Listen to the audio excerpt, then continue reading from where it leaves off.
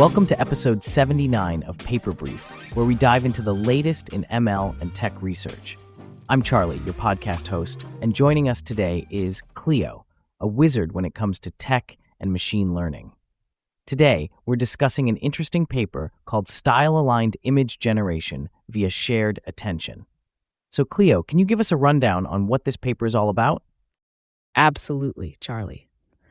So this paper introduces a method for generating a set of images that are style-aligned with each other and match a set of input text prompts. It leverages the power of self-attention mechanisms to allow the images to communicate during generation, sharing certain stylistic features while maintaining diversity in content. That sounds fascinating. So how exactly do they ensure that all images share a consistent style? Isn't there a risk of them looking too similar and losing uniqueness? That's a great question.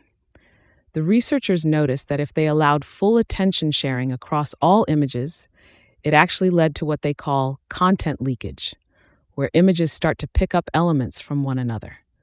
To combat this, they tweaked the model to share attention with just one reference image, typically the first in the batch. I see. So sharing attention with one image maintains the style, but allows each picture to bring something different to the table. But then how do they balance the attention so that the style is consistent across the set? Exactly. They use what's called adaptive normalization, or ADIN, which adjusts the queries and keys in the attention mechanism by normalizing them against the reference image. This allows for a more balanced attention flow and better style alignment across the images. Now that's a clever solution. But in terms of results, how are the generated images assessed? How do we know the style alignment is successful? The paper presents both qualitative and quantitative assessments. For example, they compare their results with other methods and perform ablation studies to show the effectiveness of their approach.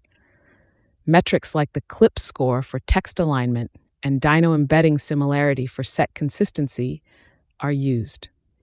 Awesome. Metrics like CLIP and dyno really set a concrete benchmark for these kinds of generative models. And speaking of practicality, any thoughts on how this can be applied in the real world? Well, think about designers who need to create a visual campaign with a common aesthetic. This technique could generate varied content that still feels cohesive, or it could be used in game development, creating diverse yet style-consistent assets.